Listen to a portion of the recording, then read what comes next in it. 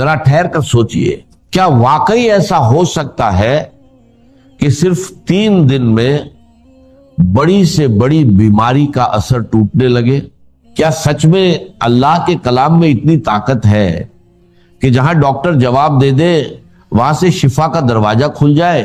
سنیے اور دل تھام کر سنیے، کیونکہ جو عمل میں آپ کو بتانے جا رہا ہوں یہ کوئی عام بات نہیں، یہ اللہ کے کلام کی وہ طاقت ہے جسے جس نے بھی سمجھ لیا اس کی زندگی بدل گئی۔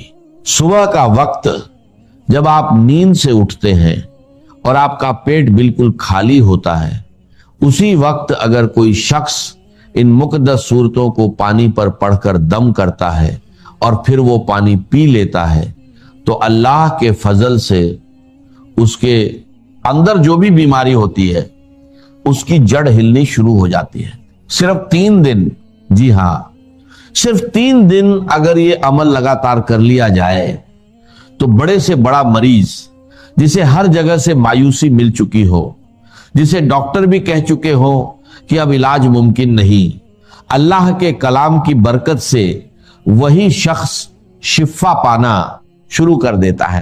دوستو، یہ کوئی افسانہ نہیں، یہ حقیقت ہے۔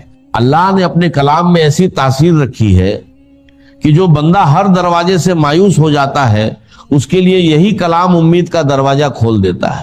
اب ذرا دھیان سے سنیے، کیونکہ بات بہت قیمتی ہے، زندگی بھر کام آنے والی ہے۔ اگر آپ اس عمل کو بالکل صحیح طریقے سے بنا کسی کمی یا زیادتی کے پورا یقین رکھتے ہوئے کر لیتے ہیں تو پہلے ہی دن اس کی برکت کے اثرات آپ کو محسوس ہونے لگتے۔ 3 دن لگاتار اور پھر آپ اپنی آنکھوں سے دیکھیں گے جیسے شیشہ صاف ہوتا ہے ویسے ہی حالات صاف ہوتے چلے جائیں گے۔ اب سوال یہ ہے کہ وہ صورت کون سی ہے؟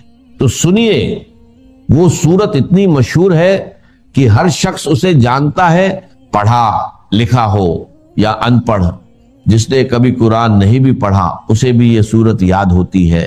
یہ وہ صورت ہے جس کی فضیلت خود بزرگوں نے بیان کی کہ اسے پڑھ کر دم کیا جاتا تھا اور اللہ شفا عطا فرماتا تھا۔ اس صورت کو آپ نے بسم اللہ الرحمن الرحیم کے ساتھ پڑھنا ہے، پورے ادب، پورے یقین اور پورے احترام کے ساتھ۔ اور اس کی شان دیکھیے، یہ وہ صورت ہے جسے 2 بار نازل کیا گیا، ایک بار مکہ مکرمہ میں اور دوسری بار مدینہ منورہ میں۔ اب سوچئے، جس صورت کو اللہ تعالیٰ 2 بار نازل فرمائے اس کی عظمت اور مقام کیا ہوگا؟ اس کی اصل قیمت وہی جان سکتا ہے جس نے اسے آزمایا ہو، جس نے اس کے اثر کو اپنی زندگی میں محسوس کیا ہو۔ دیکھیے، بات کلام کی ہوتی ہے لیکن اصل قیمت بولنے والے کی ہوتی ہے۔ ایک فقیر کچھ کہے تو کوئی دھیان نہیں دیتا، اور ایک بادشاہ کچھ کہہ دے تو پوری دنیا میں خبر پھیل جاتی ہے۔ تو پھر اندازہ لگائیے یہ کس کا کلام ہے؟ یہ کلام اے ربانی ہے، مالک اے کائنات کا کلام، وہ کلام جس کے سامنے دنیا کا ہر کلام پھیکا پڑ جاتا ہے۔ اسی لیے اس کے اندر ایسی تاثیر ہے کہ ناممکن کو ممکن بنا دیتی ہے۔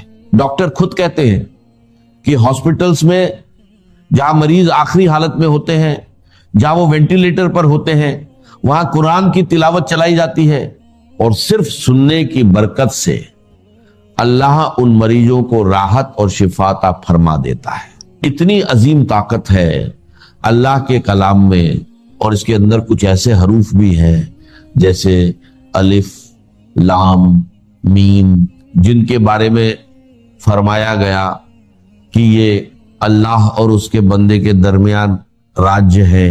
ان کا اصل مطلب کوئی نہیں جانتا سوائے اللہ کے۔ تو جب ایسا کلام، ایسا مقدس راج آپ کے پاس موجود ہے تو پھر دیر کس بات کی؟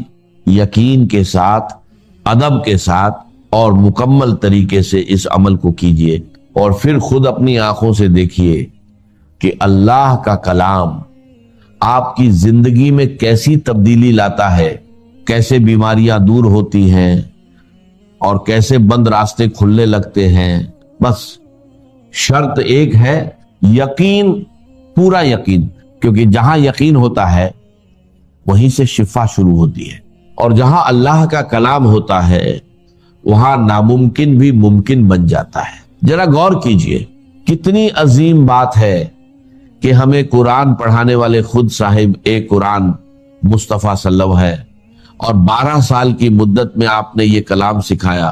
اب سوچئے اللہ تعالیٰ نے اپنے حبیب صلی اللہ علیہ وسلم کو کیا کیا عطا نہ کیا ہوگا، آسمانوں کے خزانے، علم کے دریا، اور وہ نور جس کی کوئی انتہا نہیں۔ پھر اس آیت پر ذرا تدبر کیجئے، الرحمن علم القرآن، یعنی سکھانے والا خود رحمان ہے اور سیکھنے والے مصطفیٰ صلی اللہ علیہ وسلم ہے۔ تو اندازہ لگائیے یہ کیسا کلام ہے اور اس میں کتنی طاقت چھپی ہوئی ہے۔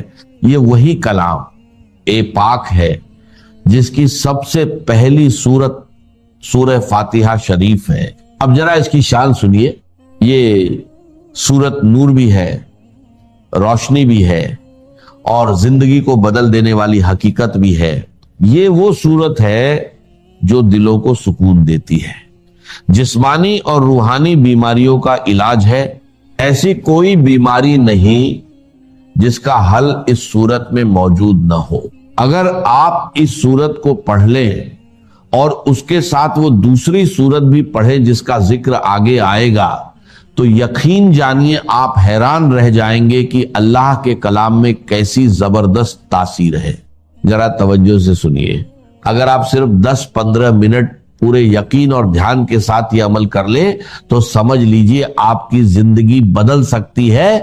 آپ نے جتنا علاج کروایا، ڈاکٹر بدلے، دوائیاں لیں، وہ سب اپنی جگہ، لیکن اگر اس عمل کے ساتھ دوا بھی لیتے رہیں گے تو وہی دوا بھی اثر دکھانے لگے گی۔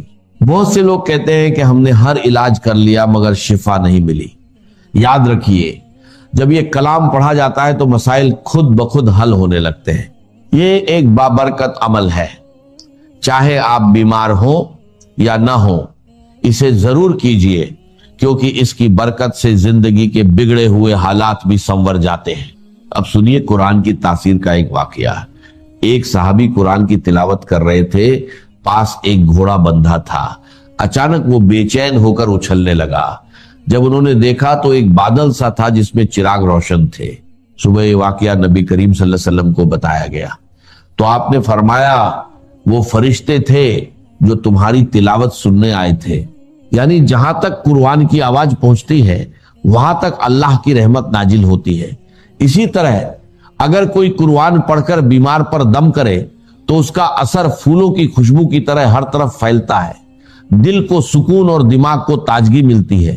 بالکل اسی طرح جب قرآن پڑھا جاتا ہے تو اللہ اس کے لفظوں میں ایسی تاثیر پیدا فرما دیتا ہے کہ بیماریاں ختم ہونے لگتی ہیں۔ صحابہ کرامج نے سورہ فاتحہ پڑھ کر سانپ کے ڈسے ہوئے شخص پر دم کیا تو اللہ نے اسے شفا عطا فرما دی۔ اسی طرح ایک شخص کو مرگی کے دورے پڑتے تھے، جب اس پر یہ سورت پڑھ کر دم کیا گیا تو اللہ تعالیٰ نے اسے اس بیماری سے نجات دے دی۔ اب طریقہ سن لیجئے، آپ نے بسم اللہ الرحمن الرحیم کے ساتھ سورہ فاتحہ پڑھنی ہے۔ شروع میں 7 مرتبہ آمین کہنا ہے، پھر پوری سورت اس طرح پڑھے، بسم اللہ الرحمن الرحیم الحمدللہ رب العالمین الرحمن الرحیم مالک یوم الدین ایاک نعبد و ایاک نستعین اہدنا الصراط المستقیم صراط الذین انعمت علیہم غیر المغضوب علیہم ولا الضالین آمین۔ عمل آپ فجر کے بعد بھی کر سکتے ہیں یا اس سے پہلے بھی، لیکن سب سے بہتر وقت وہ ہے جب آپ نہار منہ ہو، یعنی خالی پیٹ۔ اس وقت انسان تازہ ہوتا ہے، دل پرسکون ہوتا ہے اور عبادت کے لیے بہترین کیفیت میں ہوتا ہے۔ اسی وقت زمین پر فرشتے بھی موجود ہوتے ہیں، رات کے فرشتے واپس جا رہے ہوتے ہیں اور دن کے آ رہے ہوتے ہیں۔ یہ وہ لمحہ ہوتا ہے جب اللہ کی رحمتیں سب سے زیادہ نازل ہوتی ہیں۔ اب ایک خاص بات یاد رکھیے، ہر بار بسم اللہ الرحمن الرحیم کے ساتھ سورت پڑھنی ہے، کیونکہ اسی میں اصل برکت چھپی ہوئی ہے۔ ایک بادشاہ کو سر درد رہتا تھا، बड़े बड़े हकीम और डॉक्टर उसका इलाज न कर सके। एक बुजुर्ग ने उसे एक टोपी दी, जब वो पहनता तो दर्द खत्म हो जाता और जब उतारता तो दर्द वापस आ जाता। जब उसने टोपी को खोलकर देखा तो उसमें एक कागज था जिस पर लिखा था बिस्मिल्लाहिर्रहमानिर्रहीम। ये देखकर वो हैरान रह गया और इस्लाम की हकीकत को कबूल कर लिया। इसी तरह एक बुजुर्ग रास्ते से गुजर रहे थे, उन्होंने एक कागज का टुकड़ा देखा जिस पर बिस्मिल्लाहिर्रहमानिर्रहीम लिखा हुआ था। उन्होंने उसे उठाया, साफ किया, खुशबू लगाई और अदब के साथ रख दिया तो गैब से आवाज आई, जिस तरह तुमने मेरे नाम की ताजीम की, मैं तुम्हें दुनिया और आखिरत में इज्जत अता करूंगा। दोस्तों, ये कोई मामूली अल्फाजा नहीं, ये अल्लाह का कलाम है। इसे मुकम्मल यकीन के साथ पढ़िए और फिर देखिए कैसे जिंदगी बदलती है, बीमारियां दूर होती हैं और बंद रास्ते खुलने लगते हैं। बस एक शर्त है, यकीन, पूरा यकीन, क्योंकि जहां यकीन होता है वहीं से शिफा शुरू होती है। दोस्तों, बिस्मिल्लाह के साथ ही इस सूरत ए मुबारका को आपने सिर्फ और सिर्फ 41 बार पढ़ना है, या फिर बाद में 40 बार भी पढ़ सकते हैं और फिर बिस्मिल्लाह के साथ उसी तरीके से पढ़ना है जैसे मैं आपको बता रहा हूं। बहुत सारे लोगों को 40 की अदद के हवाले से भी नहीं पता होता कि 40 क्यों पढ़ा जाता है। इस्लाम में 40 का बड़ा खास मकाम है। हमारे नबी सल्लल्लाहु अलैहि वसल्लम को भी नबूवत 40 साल की उम्र में अता हुई। पहले मुसलमानों की तादाद कम थी, सिर्फ 39 लोग थे और वो छुप छुप कर इबादत करते थे। लेकिन जब 40वें शख्स ने इस्लाम कबूल किया तो फिर दावत ए इस्लाम खुलकर होने लगी। तब ये यकीन हो गया कि अब हम हक पर हैं और हमें छुपकर नहीं बल्कि खुलकर इबादत करनी चाहिए। इसीलिए 40 की अदद बहुत अहम मानी जाती है, इसे हमेशा मद्देनजर रखें। अब जब आप इस सूरत को पढ़ लें तो एक बोतल पानी लगभग 1 या 1.5 लीटर अपने पास रखें। सूरत मुकम्मल करने के बाद उस पानी पर दम करें। इस सूरत के पढ़ने में बड़ी बरकत है। जो शख्स इसे पढ़ता है वह कभी मोहताज नहीं होता और बीमारियां भी उसके करीब नहीं आती। अगर आप इसे कुछ दिनों तक जारी रखें तो इसके कमालत आप खुद देखेंगे। अब इसका तरीका यह है, जिस सूरत का आप पहले जिक्र कर रहे हैं, जितनी बार शुरुआत में बिस्मिल्लाह पढ़ी जाती है उतनी ही बार यहां भी पढ़नी है और आखिर में भी उतनी ही बार पढ़नी है। उसके बाद उस पानी को 3 वक्त इस्तेमाल करें, सुबह, दोपहर और शाम। अगर घर में कोई मरीज है तो उसे पिलाएं। अगर आप खुद बीमार हैं तो उस पानी को अपने ऊपर भी दम करके फेरें। इंशाअल्लाह एक ही दिन में आपको असर दिखाई देगा। यह सूरत बहुत अफजल है और इसे कुरान की दुल्हन भी कहा जाता है। इस सूरत में बार बार एक ही आयत दोहराई गई है और इसका नंबर 55 है। इसे सूरत उर रहमान कहा जाता है। जब इसे पढ़ा जाता है तो जिन्नात भी इसे सुनकर कहते हैं, ऐ अल्लाह, हम तेरी किसी भी नेमत को झुठलाते नहीं। यह सूरत हर तरह की हाजत के लिए बहुत फायदेमंद है। अगर इसके पानी को घर की दीवारों पर छिड़का जाए तो अल्लाह ताला हर तरह की बला और नुकसान देने वाली चीजों से हिफाजत फरमाता है। कि शहजादा था कपल वस्तु का, महल में रहता था, जवान बीवी थी, एक बच्चा भी, बेटा वो भी था। जवान बीवी को और बेटे को छोड़कर जंगलों में निकल गए। क्यों? देखा दुनिया में दुख बहुत। कहीं वो देखा उसने अंधा एक आदमी है, वो ठोकरें खा रहा, गिर रहा। कहीं देखा किसी का बच्चा जो है आलम नज़ा में है, कोई कुछ नहीं कर सकता, रो रहे, पीट रहे। कहीं देखा जनाजा जा रहा, कंधे के ऊपर रख कर जा रहे। तो उसके फिक्र का मरकजी नुक्ता क्या है? सर्वम दुखम, यहाँ तो दुख ही दुख है और कुछ नहीं। इस दुख से सेल्वेशन हासिल करने के लिए वो निकल गए। अब क्या उसे मिला क्या नहीं मिला इसे छोड़ दी, लेकिन एक मिसाल तो है। महल की जिंदगी छोड़कर, जवान बीवी को छोड़कर, एक छोटे बच्चे को छोड़कर इंसान निकला है। इन्नल इंसान लफी खुस्र। दुनिया के अंदर ये तकालीफ देखकर इतना मुतासिर हो गए, तो आखिरत की तकालीफ वो तो बहुत बड़ी है, बहुत बड़ी है, बहुत बड़ी। कुरान मजीद के हर सफे के ऊपर जहन्नम के कोई न कोई मनाजिर दिखा दिए गए। क्या खाने को मिलेगा? ज़क़ूम, जो पेट में जाएगा तो खौलेगा जैसे कि पानी खौल रहा हो। اور پھر اس پر پیاس لگے گی تو حمیم ملے گا، گرم پانی، یا پیپ اور زخم کا دومن ملے گا۔ حضور کو شب معراج میں جو دکھائے گئے مناظر، عذاب کس کس طور سے انسانوں کو ہوگا۔ والعصر ان الانسان لفی، اور میں عرض کر چکا ہوں خسرن ہے یہاں، الخسر نہیں۔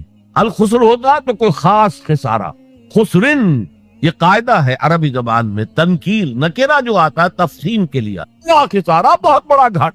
اب جو اس سے استثناء کی 4 شرائط ہیں ان کو سمجھیے۔ سب سے پہلے ایمان، اب یہاں تو ایک لفظ آیا ایمان، اللہ پر ایمان، رسولوں پر ایمان، آخری رسول اور آخری نبی پر ایمان، کتابوں پر ایمان اور آخری کتاب قرآن پر ایمان، بعث بعد الموت پر ایمان، حساب کتاب پر ایمان، جزا و سزا پر ایمان، جنت اور دوزخ پر ایمان۔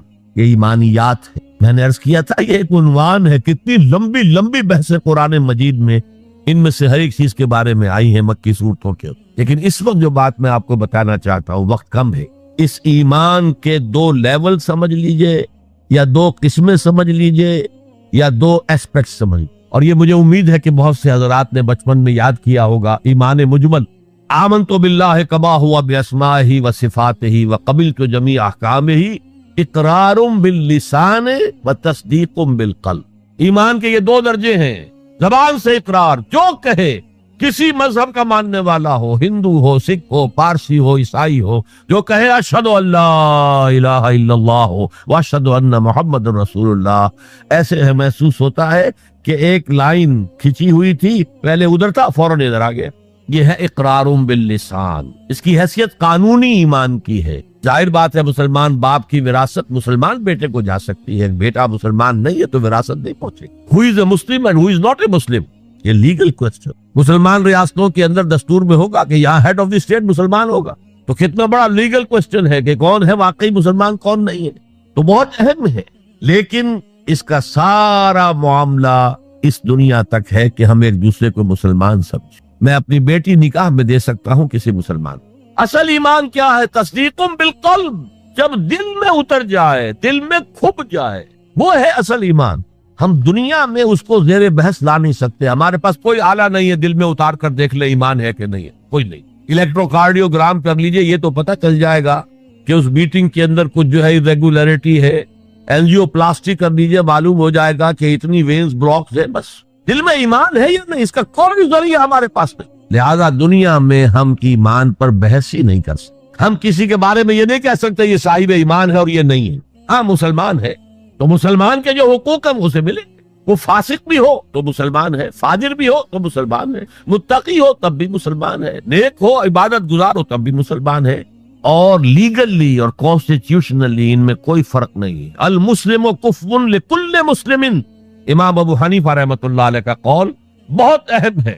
اتنی اہمیت تو اس کی ہے کہ ذرا سی ایک خطا ہو گئی تھی حضرت اسامہ ابن زید سے۔ حضور کو بہت محبت تھی اسامہ سے، اپنے پوتے کی طرح سمجھتے تھے، اس لیے کہ زید کو تو اپنا بیٹا بنایا ہوا تھا، زید ابن حارثہ کو۔ وہ تو بعد میں جب آیت اتری کہ یہ کوئی منہ بولا بیٹا اسلام میں کوئی شے نہیں ہے، ورنہ پہلے انہیں کہتے تھے زید ابن محمد، اس کے بعد دوبارہ وہ زید ابن حارثہ رہ گئے۔ لیکن محبت کتنی تھی زید سے، اور اس اعتبار سے گویا کہ حضرت اسامہ ابن زید وہ تو حضور کے پوتوں کے مانے۔ ان سے غلطی ہو گئی، ایک جنگ میں ایک کافر کے ساتھ مقابلہ ہوا دو بدو۔ اس کافر نے جب سمجھا کہ میری تو بس ہو گئی، اب میں مزید مقابلہ نہیں کر سکتا، اب میری جان اس کے ہاتھ میں، اسامہ کے ہاتھ میں، انہوں نے پڑھ دیا کلمہ اشہد ان لا الہ الا اللہ واشہد ان محمد رسول۔ انہوں نے یہی سمجھا جو ہم ہوتے تو سمجھتے کہ جان بچانے کا ہیلا کر رہا ہے، لہذا گردن اڑا دی۔ کچھ دل میں اپنے خدشہ سا رہا، یہ صحیح کام کیا میں نے یا نہیں، یا ہو سکتا ہے حضور کو کسی اور ذریعے سے اطلاع پہنچی۔ طلب فرمایا اسامہ یہ تم نے کیا کیا؟ حضور اس نے جان بچانے کے لیے کلمہ پڑھا، آپ نے نہیں کہا کہ تم غلط کر۔ اللہ شرفنا قلبہ، تم نے اس کا دل چیر کے کیوں نہیں دیکھ لیا؟ یعنی نہ تم دل چیر کے دیکھ سکتے ہو، کیا تمہیں معلوم ہے؟ کیسے کہہ سکتے ہو یقین سے کہ اس نے جان بچانے کو کلمہ پڑھا؟ اور اے اسامہ کیا کرو گے قیامت کے دن جبکہ یہ کلمہ تمہارے خلاف استغاثہ لے کر آئے گا؟ تو اس کی بھی بہت بڑی اہمیت ہے۔ دنیا میں پورا لیگل اینڈ کانسٹیٹیوشنل نظام اسلام پر قائم ہے، اقرار باللسان پر قائم، لیکن اصل ایمان دل میں۔ یہ سورہ حجرات میں فرمایا گیا جو اس موضوع پر قرآن حکیم کی اہم ترین آیات، آیت نمبر 14 ہے یہ، قالت الاعراب آمنا قل لم تؤمنوا ولكن قولوا اسلم۔ اے نبی یہ بدو جو ہیں یہ کہہ رہے ہیں ہم ایمان لے آئے، دعویٰ کر رہے ہیں ایمان کا، آپ ان سے کہہ دیجئے تم ایمان ہرگز نہیں لائے ہو، یوں کہو کہ ہم مسلمان ہو گئے ہیں، ہم نے اطاعت قبول۔ وَلَمَّا يَدْخُلِ الْإِيمَانُ فِي قُلُوبِكُمْ، ابھی تک ایمان تمہارے دلوں میں داخل نہیں ہوا۔ اللہ تو کہہ سکتا ہے نا، یہ کون سے بدو تھے اصل میں جان لیجیے۔ اذا جاء نصر اللہ والفتح ورأيت الناس يدخلون في دین اللہ افواجا، جب حضور کو آخری فتح حاصل ہو گئی تو اب تمام قبیلوں نے باہم مشورہ کیا اپنی اپنی جگہ پر، it's no use resisting now, اب ہم مزید جو ہے محمد کا راستہ روک نہیں سکتے صلی اللہ علیہ وسلم، چلو چلے اور چل کر اسلام لے آئے۔ اب اس وقت جو اسلام لائے لوگ، ان کی تین حالتیں ہو سکتی تھی، ایک تو یہ کہ واقعی ایمان دیانت کے ساتھ، شعور کے ساتھ، خلوص کے ساتھ ایمان لائے تو وہ مومن ہو گئے، اور ایسا بھی ہو سکتا ہے کچھ لوگوں نے سوچا کہ اب تو ہمارا بس جو ہے نہیں چل رہا ہے، ابھی تو دبک جاؤ ذرا، پھر موقع کا انتظار کر کے کھڑے ہوں گے دوبارہ اور پھر ہم ان کو ختم کر دیں گے، جیسے کہ ہوا حضور کے انتقال کے بعد کتنے بڑے بڑے فتنے اٹھے، جھوٹے نبی کھڑے ہو گئے، مانعین زکوٰۃ کھڑے ہو گئے۔ تیسرا کہ نہ تو مثبت طور پر ان کے دلوں میں ایمان تھا، نہ منفی طور پر دھوکہ دینا مقصود تھا، بس ٹھیک ہے سب جا رہے ہیں ہم بھی ایمان لے آتے ہیں، نہ ایمان نہ نفاق۔ وہ پہلے جنہوں نے دھوکہ دینے کے لیے اور ٹائم گین کرنے کے لیے اور اس لیے کہ اب ہمارا بس نہیں چل رہا ہے، پھر دیکھیں گے پھر کھڑے ہوں گے، جو انہوں نے یہ کیا وہ منافق، جو صدق کے دل سے ایمان لائے وہ مومن، درمیان میں وہ جو رہ گئے وہ مسلم تو ہے، منافق بھی نہیں ہے، مومن بھی نہیں۔ اس بحث پر ایک عنوان قائم کیا ہے امام ابن تیمیہ نے، اثبات الاسلام بغیر الایمان، بغیر ایمان کے اسلام کا اثبات۔ اس لیے کہ جب قرآن یہ کہہ رہا ہے قالت الاعراب آمنا قل لم تؤمنوا ولكن قولوا اسلمنا ولما يدخل الايمان في قلوبكم، لیکن اگر تم اللہ اور اس کے رسول کی اطاعت کرتے رہے تو ہم تمہارے اعمال میں سے کچھ کمی نہیں کریں۔ اس کا مطلب کیا ہوا؟ منافق تو نہ ہوئے، اگر منافق ہوتے تو منافق کا تو کوئی عمل قبول نہیں، لہذا نہ مومن نہ منافق بلکہ مسلم، صرف مسلم۔ آج کے مسلمانوں کا آپ اگر جائزہ لیں، تجزیہ کریں، عظیم اکثریت 1,00,000 میں سے 99,999 اس کیٹیگری میں فال کریں۔ ایمان کہاں ہے؟ یقین کہاں ہے؟ ہر شخص اپنے گریبان میں جھانکے مرنے کے بعد جی اٹھنے کا یقین ہے؟ کیا یقین ہے کہ اصل زندگی آخرت کی زندگی ہے؟ وَإِنَّ الدَّارَ الْآخِرَةَ لَهِيَ الْحَيَوَانُ، یقین ہے کہ یہ قرآن اللہ کا کلام ہے۔ سورہ واقعہ کی آیات، أَفَبِهَذَا الْحَدِيثِ أَنْتُمْ مُدْهِنُونَ وَتَجْعَلُونَ رِزْقَكُمْ أَنَّكُمْ تُكَذِّبُونَ، تم اپنے عمل سے قرآن کی تکذیب کر رہے ہو، کہتے تھے ہو قرآن اللہ کا کلام ہے، ہمارا عقیدہ ہے، اللہ نے سود کو حرام کیا، تم سودی کاروبار کر رہے ہو۔ مَا آمَنَ بِالْقُرْآنِ مَنِ اسْتَحَلَّ مَحَارِمَهُ، کوئی ایمان نہیں ہے قرآن پر اس شخص کا جس نے اللہ کی حرام کردہ شے، قرآن کی حرام کردہ شے کو اپنے لیے جائز ٹھہرا لیا۔ تو یہ ایمان ہے اصل میں وہ شے جو دل میں داخل ہو، چنانچہ یہاں تو نفی کی گئی نا اس کی، تم اپنے آپ کو مسلمان کہہ سکتے ہو، مومن نہیں۔ لیکن صحابہ کرام جو سچے اور پکے مومن تھے ان کے بارے میں کیا فرمایا؟ وَلَكِنَّ اللَّهَ حَبَّبَ إِلَيْكُمُ الْإِيمَانَ وَزَيَّنَهُ فِي قُلُوبِكُمْ، اللہ نے تمہارے نزدیک ایمان کو محبوب کر دیا ہے اور اسے تمہارے دلوں کے اندر کھبا دیا ہے، مزین کر دیا ہے، منور کر دیا ہے تمہارے دلوں کو۔ دل کا ایمان یہ ہے اصل ایمان، اور اصل ایمان کی تعریف کیا ہے؟ پھر دیکھیے کس قدر نیچرل سیکوینس ہے، منطقی بات ہے۔ یہ بدو کہہ رہے ہیں ہم ایمان لے آئے، نبی کہہ دیجیے تم ایمان ہرگز نہیں لائے ہو، ما آمن تم نہیں آیا ہے، لم تؤمنوا یہ تاکید کے لیے ہوتا ہے، بہت تاکید، ہرگز ایمان نہیں لائے ہو، ولکن قولوا اسلمنا بلکہ کہو کہ ہم اسلام لے آئے ہیں، ہم نے اطاعت قبول کر، ولما يدخل الايمان في قلوبكم ابھی تب ایمان تمہارے دلوں میں داخل نہیں آیا۔ وَإِن تُطِيعُوا اللَّهَ وَرَسُولَهُ لَا يَلِدْكُم مِّنْ أَعْمَالِكُمْ شَيْئًا إِنَّ اللَّهَ غَفُورٌ رَّحِيمٌ، اس حالت میں بھی اگر تم اللہ اور اس کے رسول کی اطاعت کرتے رہو گے تو یہ اللہ تعالیٰ چونکہ غفور اور رحیم ہے یہ رعایت کرے گا کہ تمہارے اعمال کو تسلیم کر لے گا اور اس کے اجر سے تمہیں محروم نہیں۔ لیکن اصل سیکوینس جو میں بتا رہا تھا، اب اس آیت کے نتیجے میں سوال پیدا ہو گیا نا، ڈیفائن ایمان، ایمان we want to be accepted as مومنز، تو بتایا جائے ایمان کیا ہے، اس کے تقاضے کیا، کون اس کے اعتبار سے یہ قرآن مجید کی اہم ترین آیت ہے ایمان کو ڈیفائن کر۔ انما المؤمنون الذين آمنوا بالله ورسوله ثم لم يرتابوا وجاهدوا باموالهم وانفسهم في سبيل الله، مومن تو صرف وہ ہیں جو ایمان لائے اللہ پر، اس کے رسول پر، پھر شک میں ہرگز نہیں پڑے، یقین کی کیفیت ہو گئی۔ ابھی آپ نے سورہ تکاثر سنی تھی، عین الیقین، علم الیقین۔ ایک تیسرا درجہ اور ہے حق الیقین۔ یقین کے بھی 3 درجے ہیں، معمولی بات نہیں ہے۔ ایک ہے حدیث میں جسے کہا گیا احسان۔ حضرت جبرائیل نے حضور سے پوچھا اخبرنی عن الاحسان، آپ نے فرمایا ان تعبد اللہ، ایک روایت میں ان تعمل للہ ہے، تیسری روایت میں ان تخشى اللہ کانک تراہ فإن لم تکن تراہ فإنہ یراک۔ احسان یہ ہے کہ تم اللہ کی عبادت کرو، یا اللہ کے لیے عمل کرو، بھاگ دوڑ کرو، یا اللہ کا خوف تمہارے دلوں میں ہو، اس طرح گویا کہ تم اللہ کو اپنی آنکھوں سے دیکھ رہے۔ یہ احسان، یقین کا وہ درجہ۔ تو انما المؤمنون الذین آمنوا باللہ ورسولہ ثم لم یرتابوا، پھر انہوں نے شک ہرگز نہیں کیا، وجاہدوا باموالہم وانفسہم فی سبیل اللہ، اور پھر جہاد کیا انہوں نے اپنے مالوں کے ساتھ، اپنی جانوں کے ساتھ اللہ کی راہ۔ یہ ذرا تفصیل طلب مسئلہ ہے، جہاد سے مراد کیا ہے، کسی اور موقع پر انشاءاللہ اس پر روشنی ڈالوں گا۔ لیکن اس وقت موضوع کے اعتبار سے کیا بات تھی کہ ایمان کے 2 درجے ہیں۔ ایک ایمان قانونی ہے جو اقرار باللسان پر مبنی، ایک ایمان حقیقی ہے جو قلبی یقین سے عبارت۔ اب ایک نیا مسئلہ سامنے آتا ہے، آیا اعمال ایمان کا حصہ ہیں یا ایمان پر مستزاد کوئی حقیقت ہے اعمال صالحہ؟ کیونکہ اگلی شرط کیا ہے، وَعَمِلُوا الصَّالِحَاتِ إِلَّا الَّذِينَ آمَنُوا وَعَمِلُوا الصَّالِحَاتِ۔ اب اس میں آپ کو شاید حیرت بھی ہوگی، ہمارے 2 سب سے بڑے امام اس میں بالکل متضاد آراء رکھتے۔ امام ابو حنیفہ کہتے ہیں عمل ایمان کا حصہ نہیں ہے، وہ ایک علیحدہ ایڈیشنل چیز، اور وہ نہ گھٹتا ہے نہ بڑھتا ہے، ایک سٹیٹ میں رہتا ہے۔ یہ ہے رئیس الفقہاء اور سید المحدثین امام بخاری کہتے ہیں الایمان قول وعمل ویزید وینقص۔ ہے نا متضاد بات؟ ایمان تو قول اور عمل کے مجموعے کا نام ہے، عمل صالح ایمان کے اندر انہیرنٹلی موجود ہے، اور یہ گھٹتا بھی ہے بڑھتا بھی ہے۔ اصل میں ان دونوں میں تطبیق کیا ہے یہ سمجھ لی، کوئی بھی غلط نہیں کہہ رہا۔ امام ابو حنیفہ فقیہ ہیں، ان کا ذہن قانونی ہے۔ قانونی ایمان عمل سے علیحدہ ایک شے، گناہ کبیرہ کا مرتکب بھی کافر نہیں ہوتا، عمل علیحدہ شے۔ چوری کیا ہاتھ کاٹ دو لیکن وہ کافر نہیں ہو گیا۔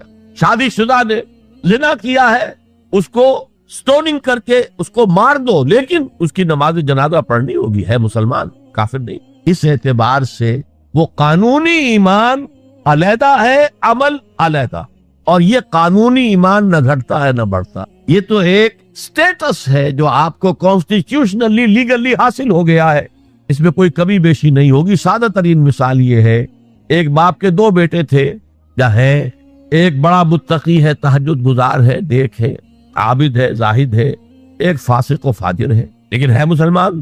کیا وراثت میں اس متقی کو زیادہ حصہ ملے گا اور فاسق و فاجر کو کم ملے گا؟ نہیں، لیگلی دے آر ایکول۔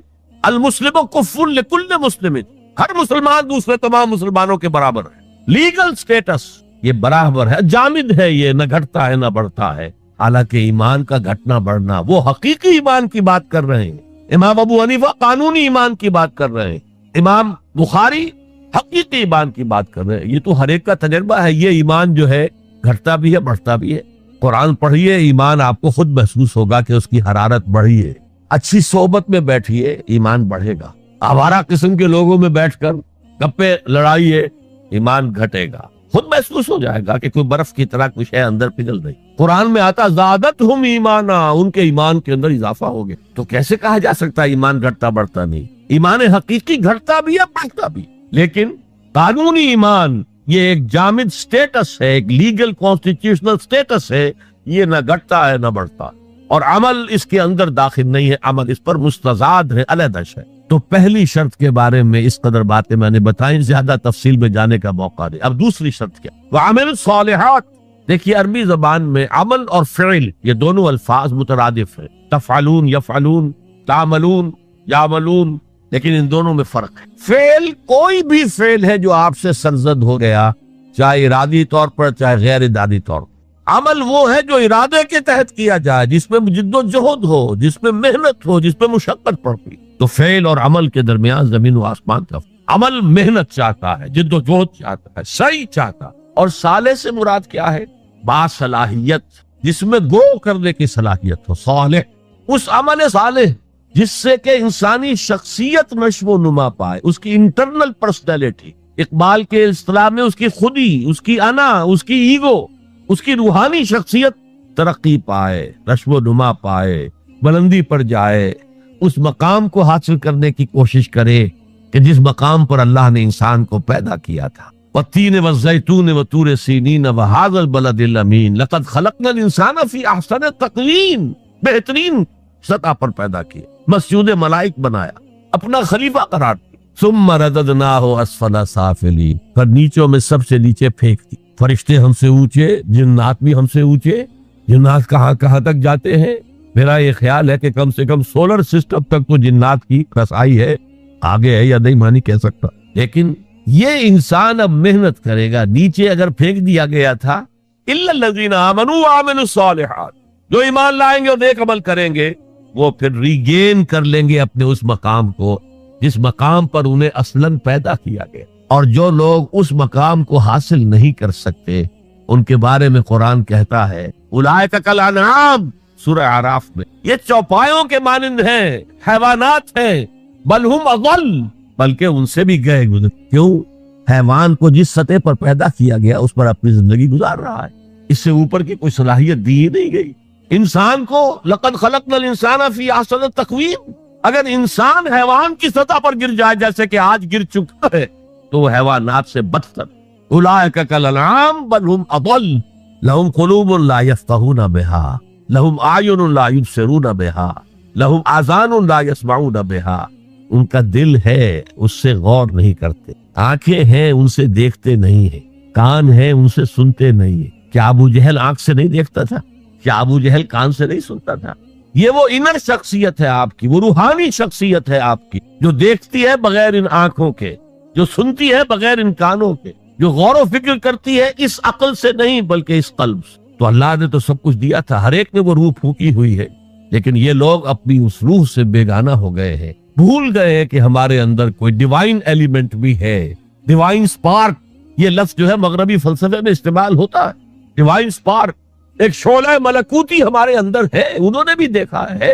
لیکن آج کا انسان خاص طور پر ڈارون کے نظریے کے پھیلاؤ کی وجہ سے، یہ نظریہ بایولوجی کے میدان کا نظریہ تھا اور بایولوجی کے میدان میں اسے تقریباً ریجیکٹ کیا جا چکا، لیکن سوشل سائنسز میں اس طرح پرمیٹ کر چکا، سوشولوجی میں، سائیکولوجی میں اس طرح پرمیٹ کر گیا ہے کہ آج کا انسان اپنے آپ کو سوائے حیوان کے کچھ نہیں سمجھتا۔ یہ ہیومن ٹریجڈی سب سے اونچی ہے، وہ شرف جو اللہ نے عطا کیا تھا، وہ مقام اور مرتبہ جو اللہ نے عطا کیا تھا، اس سے انسان خود مستعفی ہو گیا۔ نتیجہ کیا نکلا ہے کہ جیسے ہم کہتے ہیں کہ گھوڑا اور گدھا کیا فرق ہے؟ گھوڑا ذرا ریفائنڈ اینیمل ہے، کم غلط ہے اس میں، گدھا بیچارہ کورس اینیمل ہے، باقی فرق کیا ہے یہ بتائیں۔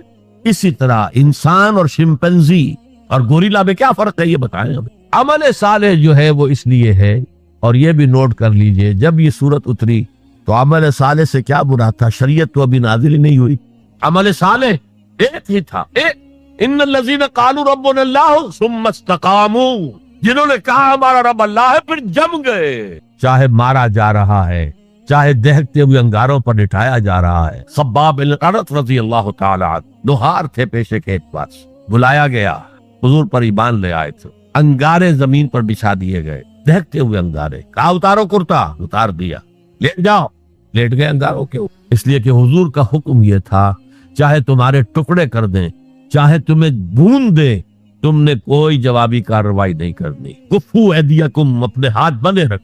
قرآن میں تو یہ کہیں جا کر سورہ نساء میں حکم آیا ہے، ایک زمانہ تھا جب کہ تمہیں حکم تھا کہ اپنے ہاتھ روکے رکھو، مکے میں یہ حکم حضور نے دیا تھا، لہذا لیٹ کے پیٹھ کی کھال جلی، چربی پگھلی، اس سے وہ انگارے ٹھٹ۔ ان الذین قالوا ربنا اللہ ثم استقاموا، پھر جم گئے۔ یا صرف ایک عبادت دی گئی تھی، راتوں کو کھڑے رہا کر، یا ایھا المزمل قم اللیل الا قلیلا نصفہ او انقص منہ قلیلا او زد علیہ ورتل القرآن ترتیلا۔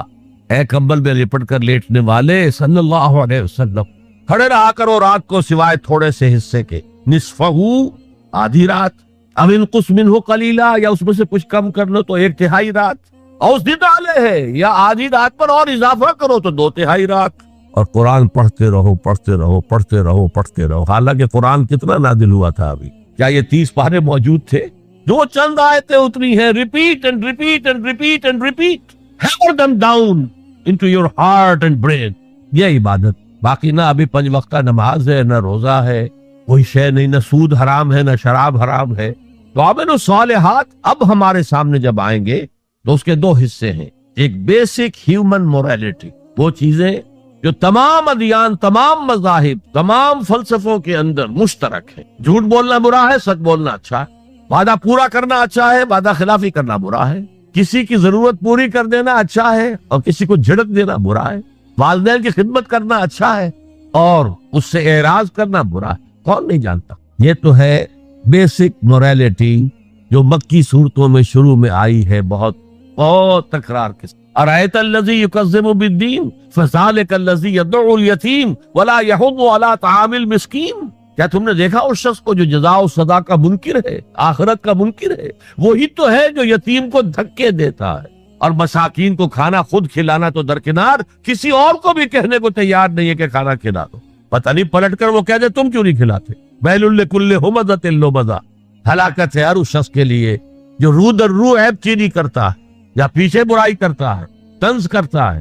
ویل لکل ہمزۃ لمزہ الذی جمع مالا وعددہ، مال جمع کرتا ہے، گنتا رہتا ہے. اب میرا بیلنس شیٹ یہاں آ گیا ہے، اب بیلنس شیٹ یہاں آ گیا ہے، پہلے اتنے کروڑ کے ایسٹس تھے، آج اتنے کروڑ کے. اسی حساب کتاب میں بیسک ہیومن موریلٹی اور شریعت کے احکام یہ دونوں آئیں گے. اب وہ شریعت پوری ہو چکی محمد رسول اللہ صلی اللہ علیہ وسلم پر، اب ہمیں اس پر عمل کرنا ہے. اور یہ کوئی بوجھ نہیں ہے، یہ ہماری شخصیت کی نشو و نما کے لیے. میں ایک مثال دیا کرتا ہوں. آپ کسی پہاڑی اسٹیشن کی طرف جا رہے ہوں، گرما کا صدر مقام کوئی ہوتے ہیں، پہاڑی شملہ ہوتا تھا کبھی، تو آپ دیکھیں گے سڑک پر جاؤ بجا نشانات لگے ہوئے. یہاں سپیڈ کم کر لو ورنہ ٹرن ایسا آ رہا ہے کہ ہو سکتا ہے کہ سپیڈ کم نہ ہو تو تمہاری گاڑی جو ہے وہ سیدھی کھائی میں جائے. تو یہ جو کوشچنز ہیں یہ اس کی بھلائی کے لیے ہے.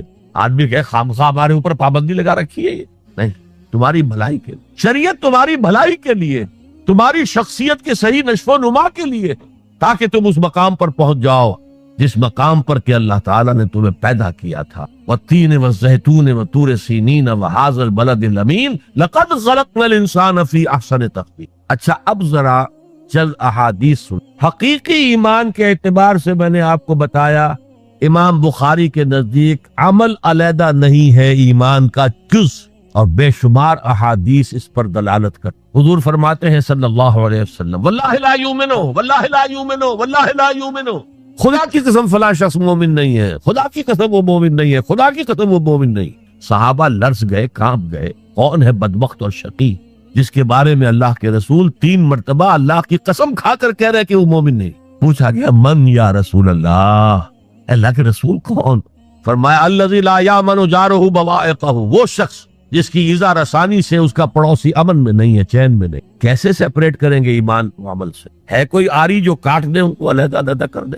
لیکن یہ حقیقی ایمان کی بات ہے، قانون ایمان کی بات نہیں. ویسے یہ تو کوئی گناہ کبیرہ بھی نہیں، یہ تو کج خلقی ہے نہ صرف، لیکن اس کے اوپر 3 دفعہ قسم کھائی جا رہی ہے مومن نہیں ہے، نہیں ہے، نہیں. فرمایا لا یزنی الزانی حین یزنی وہو مومن، کوئی زانی حالت ایمان میں زنا نہیں کرتا. وہ ایمان 2 کوڑی کا نہیں کہ جو دل میں موجود ہو اور پھر کوئی شخص زنا کرے، تو کیا قیمت ہے اس ایمان کی؟ 2 کوڑی نہیں. ولا یسرق السارق حین یسرق وہو مومن، اور نہ ہی کوئی چور جب چوری کرتا ہے تو وہ مومن ہوتا ہے. ولا یشرب الخمر حین یشرب وہو مومن، اور نہ کوئی شرابی شراب پیتا ہے تو اس وقت مومن ہوتا، مومن نہیں ہوتا. ہاں توبہ کرے تو ایمان واپس آتا. الا الذین تابوا وآمنوا وعملوا الصالحات وعملوا عملا صالحا فاولئک یبدل اللہ سیئات حسنات. ہاں جو گناہ کرنے کے بعد توبہ کریں اور ایمان لائیں، تجدید ایمان کریں، اس لیے کہ گناہ کی وجہ سے ایمان زائل ہو گیا. ویسے بعض احادیث سے یہ بھی معلوم ہوتا ہے کہ جب وہ گناہ کر رہا ہے اس وقت وہ ایمان دل سے نکل جاتا، لیکن ایک پرندے کے مانند اس کے سر پر چکر لگاتا رہے. جب گناہ سے فارغ ہو جاتا ہے تو ایمان واپس آ جاتا. یہ اللہ کا بڑا فضل اور کرم ہے. جیسے کہ وہاں کہا گیا تھا کہ ایمان تو نہیں لائے ہو پھر بھی وَإِن تُطِيعُوا اللَّهَ وَرَسُولَهُ لَا يَلِتْكُم مِّنْ أَعْمَالِكُمْ شَيْئًا إِنَّ اللَّهَ غَفُورٌ رَحِيمٌ. اگرچہ تم مومن نہیں ہو، لیکن اس حالت میں بھی اگر تم اللہ کی اور اس کے رسول کی اطاعت کرتے رہو گے تو اللہ تمہارے اعمال کے اجر و ثواب میں کوئی کمی نہیں کرے گا۔ کیوں؟ اللہ غفور ہے، رحیم ہے۔ یہ اس کی شان غفاری، شان رحیمی کا صدقہ ہے۔ اسی طرح منطق تو یہ چاہتی ہے کہ گناہ کے بعد جب تک توبہ نہ کی جائے ایمان نہ آئے دل میں دوبارہ۔ اور ایک آیت جو میں نے آپ کو سورہ فرقان کی سنائی اس سے بھی یہ متبادر ہوتا ہے، لیکن بعض احادیث سے معلوم ہوتا ہے، اور ہمارے ہاں اہل سنت کا عقیدہ یہی ہے کہ جب گناہ سے وہ فارغ ہو جاتا ہے تو ایمان جو ہے پھر نہیں۔ لیکن ایمان اور عمل صالح کا چولی دامن کے ساتھ ہے، آپ علیحدہ۔ ایک اور حدیث حضرت انس رضی اللہ تعالیٰ عنہ فرماتے ہیں، جو 9 برس تک حضور کے خادم خاص رہے، وہ فرماتے ہیں قلما خطبنا رسول اللہ صلی اللہ علیہ وسلم الا قال لا ایمان لمن لا امانۃ له ولا دین لمن لا عہد له۔ شاذ ہی کبھی ایسا ہوا ہوگا کہ حضور نے ہمیں کوئی خطبہ ارشاد فرمایا اور اس میں یہ الفاظ نہیں کہے، گویا کہ ہمیشہ اپنے خطبے میں یہ حدیث بیان کرتے تھے آپ، جس شخص میں امانت داری کا وصف نہیں ہے اس کا کوئی ایمان نہیں، کیٹیگوریکل سٹیٹمنٹ ہے، کوئی ایمان نہیں۔ اور جس شخص میں ایفائے عہد کا مادہ نہیں اس کا کوئی دین نہیں۔ دین تو نام ہے، آپ عہد کرتے ہیں اللہ سے، ایاک نعبد و ایاک نستعین، اے اللہ ہم تیری ہی بندگی کرتے ہیں اور کرتے رہیں گے، اور اے اللہ ہم تجھ ہی سے مدد مانگتے ہیں اور مانگتے ہیں۔ جو شخص چھوٹی چھوٹی باتوں میں وعدہ خلافی کرے وہ اتنے بڑے وعدے کو نبھائے گا جو پوری زندگی کے اوپر حاوی ہے۔ یہ نوٹ کر لیجئے، لیگل لیول پر، لیگل ایمان کے لیول پر ایمان علیحدہ، عمل علیحدہ، حقیقی لیول پر، قلبی ایمان والے لیول پر ایمان اور عمل صالح گتھے ہوئے ہیں، چولی دامن کا ساتھ ہے، ان کو ایک دوسرے سے جدا کرنا مشکل۔ اب آئیے تیسری، وَتَوَاصَوْا بِالْحَقِّ، انہوں نے آپس میں یا بہت زیادہ شدت کے ساتھ، باب تفاعل کے اندر 2 خواص ہیں، مل جل کر کوئی کام کرنا یا مبالغہ ہوتا ہے، بہت شدت سے وہ کام کرنا۔ میں ان دونوں کے اعتبار سے ترجمہ کروں گا۔ اور وصیت کا لفظ آتا ہے ہمارے ہاں جب کوئی شخص مرتے ہوئے جو بات کہتا ہے، اہم ترین بات جو سمجھے گا وہی تو کہے گا۔ وہ لوگ آپس میں ایک دوسرے کو حق کی نصیحت کرتے ہیں یا وہ عوام الناس کو حق کی وصیت کرتے ہیں بڑی شدت کے ساتھ، دونوں ترجمے ہو گئے۔ یہ عمل صالح اور ایمان کا لازمی تیسرا نتیجہ۔ دیکھیے فزیکل لا بھی یہ ہے، اگر کہیں بھٹی ہے آگ کی تو اس سے حرارت ماحول میں نفوذ کرے گی، اگر برف کی سل رکھی ہوئی ہے تو اسے برودت، ٹھنڈک ماحول میں پھیلے گی۔ اگر کسی میں عمل صالح اور ایمان ہے تو ممکن نہیں ہے کہ اس کی ذات سے نیکی کا پھیلاؤ نہ ہو، نیکی اس کی ذات سے نہ نکلے، نہ دوسروں تک پہنچے۔ It's a physical phenomenon. Number 2، یہ شرافت اور مروت کا تقاضا ہے۔ اگر آپ کو اللہ نے ہدایت دی ہے، شیئر اٹ ود ادرس، شرافت، مروت۔ حضور نے فرمایا لا یؤمن احدکم حتی یحب لاخیہ ما یحب لنفسہ، تم میں سے کوئی شخص مومن نہیں ہو سکتا جب تک کہ وہ اپنے بھائی کے لیے بھی وہی بات پسند نہ کرے جو اپنے لیے پسند۔ اگر تم اسلام لے آئے ہو، ایمان لائے ہو، نیک عمل کر دیے، بھائی اپنے بھائیوں تک پہنچاؤ جن سے تمہیں محبت ہے، جن کے ساتھ خلوص ہے، جن کے ساتھ اخلاص ہے۔ یہ دوسری بنیاد ہے کہ ایمان اور عمل صالح سے تواصی بالحق خود بخود برآمد ہو۔ اور ایک تیسری بات ہے حمیت۔ میں یہاں آپ کو ایک حدیث سنا رہا ہوں، ایک طویل عرصے تک اپنے زمانہ طالب علمی میں یہ حدیث خطبہ جمعہ میں سنتا رہا۔ مولانا تھانوی رحمۃ اللہ علیہ نے جو خطبات جمعہ مرتب کی ان میں یہ حضور ارشاد فرماتے ہیں اوحى اللہ عز وجل الى جبرائیل علیہ الصلوۃ والسلام ان اقلب مدینۃ کذا وکذا باہلہ، اللہ تعالیٰ نے وحی کے ذریعے سے حکم دیا حضرت جبرائیل کو کہ فلاں فلاں بستیوں کو الٹ دو، تلپٹ کر دو، جیسے سدوم اور عمورہ کی بستیوں پر عذاب آیا تھا ویسا عذاب ان بستیوں کے اوپر لے آؤ۔ قال فقال، حضور فرماتے ہیں کہ اس پر حضرت جبرائیل نے عرض کیا یا رب ان فیہا عبدک فلان لم یعصک طرفۃ عین، اے اللہ میں اس بستی کو الٹ دوں، اس میں تو تیرا فلاں بندہ بھی ہے جس نے کبھی پلک جھپکنے جتنی دیر بھی کسی گناہ میں بسر نہیں کی۔ اب آپ کسی آدمی کی نیکی کا تصور کیجئے، یہ گواہی دینے والے کوئی کرائے کے گواہ نہیں ہے جو عدالتوں میں پھرتے رہتے ہیں، جو چاہو گواہی دلوا لو، اتنے پیسے چاہیے۔ جبرائیل ہے، اور کس کی جناب میں کہہ رہے ہیں؟ جہاں ابو جہل بھی جھوٹ نہیں بول سکے گا۔ یا رب ان فیہا عبدک فلان لم یعصک طرفۃ عین، الٹ دوں اس بستی۔ اب جواب سنیے، قال فقال، حضور فرماتے اس پر اللہ نے فرمایا اقلبها علیہ وعلیہم، الٹو اس بستی کو پہلے اس بدبخت پر اور پھر دوسروں پر۔ فإن وجہہ لم یتمعر فی ساعۃ قط، اس لیے کہ میری غیرت کی وجہ سے کبھی اس کے خون نے جوش نہیں مارا، اس کا چہرے کے اوپر خون نہیں آیا۔ آپ کو کوئی ماں کی گالی دے، اگر تو آپ میں جان ہے تو وہ جانے دیں گے اس کو، اور اگر جان نہیں ہے، آپ اس کا مقابلہ نہیں کر سکتے، تب بھی غصہ آئے گا، کانپیں گے آپ غصے کی وجہ سے، چہرہ آپ کا سرخ ہو جائے گا، یہ تو کم سے کم ہوگا نا۔ لیکن یہ اللہ کا بندہ اپنی نیکی میں لگا رہا، اس نے دیکھا نہیں ماحول میں کیا ہو رہا ہے، ماحول میں اللہ کی شریعت کی دھجیاں بکھیری جا رہی ہیں، ماحول میں اللہ کے احکام پاؤں تلے رونے جا رہے، یہ لگا رہا تو فقط اللہ اللہ اللہ، یہ زیادہ بڑا مجرم، لہذا بستی کو پہلے اس پر پلٹو اور پھر دوسروں کو۔ یہ ہے تعلق تواصی بالحق کا، ایمان اور عمل صالح کا۔ یہ میں پہلے عرض کر چکا ہوں، اس تواصی بالحق میں اصطلاحات بہت سی ہیں۔ حق کی دعوت دینا، اللہ کی طرح دعوت دینا حق ہے نا، اللہ کی ذات حق ہے، ذالک بان اللہ هو الحق۔ تو تواصی بالحق میں کیا ہوگا؟ ادعو الی سبیل ربک بالحکمۃ والموعظۃ الحسنۃ وجادلہم باللتی احسن، یہ بھی تواصی بالحق ہے۔ نیکی کا حکم تو بدی سے روکو، تأمرون بالمعروف وتنہون عن المنکر، یہ بھی تواصی بالحق ہے۔ اور اس کے درجات کہاں سے کہاں تک ہے۔ اگر بچے کہیں گلی میں کھیل رہے ہیں، کرکٹ کھیل رہے، آپ ان سے کہتے ہیں بیٹو یہ یہاں پر کھیلنے کی جگہ نہیں ہے، آپ کسی گاڑی کا شیشہ توڑیں گے، آپ کی گیند جو ہے اس سے کسی گاڑی کو نقصان پہنچے گا، کسی انسان کو چوٹ لگ جائے گی، پھر کیا آپ بچ کر چلے جائیں گے وہاں سے؟ آپ کون ہوتے ہیں؟ ہوگی کہ نہیں؟ ریزنٹمنٹ ہوگی کہ نہیں؟ کبھی بھی اس تواصی بالحق کو خندہ پیشانی سے نہیں سنا گیا، نہیں برداشت کی۔ اور اگر کچھ لوگ سمجھتے ہیں کہ ہم تواصی بالحق کر رہے ہیں، پھر بھی معاشرہ اس سے کچھ نہ کہے، انہیں کوئی تکلیف نہ پہنچائے، اس کا مطلب ہے انہوں نے حق کا کوئی ایسا حصہ لیا ہے کہ جو لوگوں کی دکھتی رگ کو نہیں چھیڑتا، اس سے بچ بچ کر چل رہے۔ اگر وہ حق کامل ہو تو باطل کبھی تسلیم نہیں، باطل ریٹیلیٹ کرے۔ اب آپ سنیے ایک اور بات، یہ چھوٹا حق تھا کہ بیٹو یہاں نہ کھیلو، کسی گراؤنڈ میں جا کے۔ سب سے بڑا حق کیا ہے؟ اس کائنات کا خالق، مالک اور حاکم اللہ، اس کا حکم یہاں نافذ ہونا چاہیے، یہ حق ہے۔ اگر نہیں ہے تو اللہ کے خلاف بغاوت ہے۔ اس کی آپ اگر تلقین کریں گے تو آپ ایگزسٹنگ سسٹم کے باغی قرار پائے۔ پوری دنیا میں secularism, sovereignty of the people, تم کیا کہہ رہے ہو؟ تمہاری یہ ڈفلی کیا بجا رہی ہے؟ خدا کی سوورنٹی، یہ سب سے بڑا حق ہے۔ اس حق پر جو بھی ریزنٹمنٹ ہوئی تھی مکے میں، جیسے جیسے ستائے گئے تھے حضور اور آپ کے صحابہ کو، آپ کے اگر تواصی بالحق ہو رہا اور ریزنٹمنٹ نہ ہو تو پھر آپ حق کی تعلیم نہیں دے رہے، اس کے کسی ایسے جز کی دے رہے ہیں کہ جس سے کسی کو کوئی نقصان نہ پہنچتا۔ بس یہ کوئی جینٹل مین ایگریمنٹ ہے آپ کا وقت کے نظام کے ساتھ، ہم تمہیں چھیڑیں گے نہیں، باقی ہمیں واز کہنے تو کہہ جاؤ۔ اسی لیے فرمایا من رأى منکم منکرا فلیغیرہ بیدہ، جو شخص تم میں سے کسی منکر کو دیکھے، کسی بدی کو دیکھے، کسی خلاف حق بات کو دیکھے، اس کا فرض ہے کہ اسے طاقت کے ساتھ اپنے ہاتھ سے روکے۔ فَإِن لَمْ يَسْتَطِعْ، اگر اس کی طاقت نہ ہو، فَبِلِسَانِهِ، تو زبان سے تو کہہ دو کہ خدا کے بندے یہ کام نہ کرو، یہ غلط ہے، یہ حرام کام ہے، اللہ کے غضب کو دعوت نہ دو، یہ تو کہہ دو۔ اور اگر زبانوں پر بھی تالے ڈال دیے گئے ہوں تو پھر کم سے کم دل سے شدید نفرت، اگر یہ بھی نہیں ہے تو پھر ایمان نہیں۔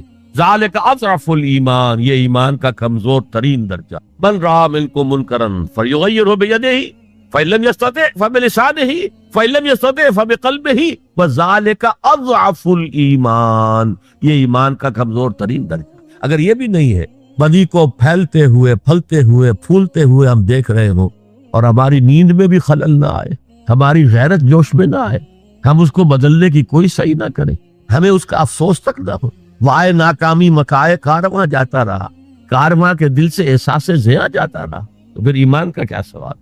اسی مضمون کی ایک اور حدیث ہے، یہ حضرت ابو سعید الخدری رضی اللہ تعالیٰ عنہ سے، اور مسلم شریف کی روایت ہے جو میں نے آپ کو سنائی۔ اسی مسلم شریف میں عبداللہ ابن مسعود سے روایت، قال النبی صلی اللہ علیہ وسلم ما بعث اللہ من نبی فی قومہ من قبل الا کان لہ اصحاب وحواریون یاخذون بامرہ ویقتدون بسنتہ۔ اللہ تعالیٰ نے جس قوم میں بھی کسی نبی کو مبعوث کیا، اس میں اس کے کچھ نہ کچھ صحابہ، کچھ حواری ہوتے تھے، تھوڑے ہوں زیادہ ہوں، وہ کیا کرتے تھے؟ اپنے نبی کی سنت کو مضبوطی سے پکڑ لیتے اور ان کے حکم کی پیروی کرتے۔ ثم انہا تخلف من بعدہم خلوف، پھر ہمیشہ ایسا ہوتا رہا کہ ان کے بعد ایسے ناخلف پیدا ہو گئے، یقولون ما لا یفعلون، وَيَفْعَلُونَ مَا لَا يُؤْمَرُونَ، جو کہتے تھے جو کرتے نہیں تھے، اور کرتے وہ تھے جس کا حکم نہیں دیا گیا۔ میلاد النبی کے جلوس نکل رہے، اللہ کے رسول نے حکم دیا تھا، کرتے وہ ہیں جس کا حکم نہیں دیا گیا۔ يَفْعَلُونَ مَا لَا يُؤْمَرُونَ وَيَقُولُونَ مَا لَا يَفْعَلُونَ، اور کہتے وہ ہیں جو کرتے نہیں ہیں۔ اب سنیے، فَمَنْ جَاهَدَهُمْ بِيَدِهِ فَهُوَ مُؤْمِنٌ، جو ایسے لوگوں کے خلاف مسلمان ہوں گے نا وہ، ثُمَّ إِنَّهَا تَخْلُفُ مِنْ بَعْدِهِمْ خُلُوفٌ، یہ غیر مسلموں کی بات نہیں ہو رہی، مسلمانوں کی، مسلمان حکمران آئے تھے۔ فَمَنْ جَاهَدَهُمْ بِيَدِهِ فَهُوَ مُؤْمِنٌ، جو کوئی ان کے خلاف جہاد کرے گا ہاتھ سے، طاقت سے، وہ مومن ہوگا۔ وَمَنْ جَاهَدَهُمْ بِلِسَانِهِ فَهُوَ مُؤْمِنٌ، اور جو ان سے جہاد کرے گا زبان سے، وہ مومن ہوگا۔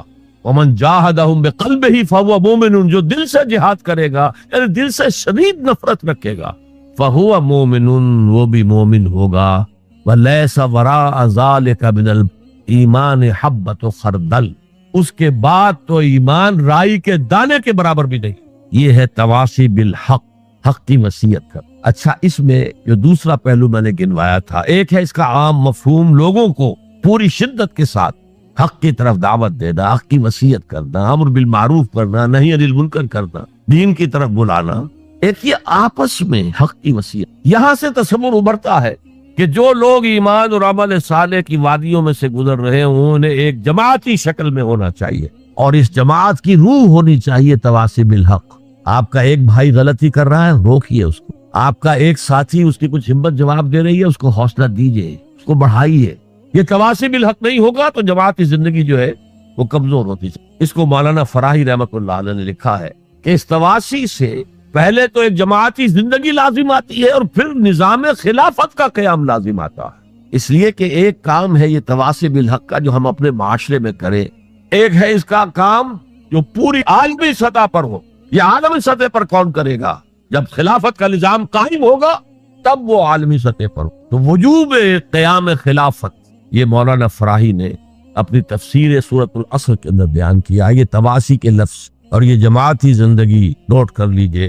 حضور نے فرمایا ید اللہ علی الجماعہ، اللہ کا ہاتھ جماعت کے اوپر ہوتا، یعنی اللہ کی تائید، اللہ کی نصرت جماعت کے ساتھ۔ حضرت عمر فرماتے لا اسلام الا بالجماعہ ولا جماعہ الا بالامارہ ولا امارہ الا بالاطاعہ، جماعت کے بغیر کوئی اسلام نہیں، اور امارت کے بغیر کوئی جماعت نہیں، اور اطاعت کے بغیر کسی امیر کا کوئی فائدہ ہی نہیں، اس کا حکم مان۔ تو تواصی بالحق کے ضمن میں ایک اجتماعی زندگی ناگزیر، اسے ایک بڑے پیمانے پر کرنے، اور سب سے بڑا پیمانہ کیا ہوگا؟ خلافت راشدہ کا نظام کہیں قائم ہو، تاکہ وہ پوری دنیا میں تواصی بالحق اس کا فریضہ سر انجام دے۔ اس لیے کہ حضور کی بعثت جو ہے وہ صرف اہل عرب کی طرف نہیں تھی۔ وما ارسلناک الا کافۃ للناس بشیرا ونذیرا، اے محمد ہم نے نہیں بھیجا ہے آپ کو مگر تمام انسانوں کے لیے بشیر اور نذیر بنا۔ اب آئیے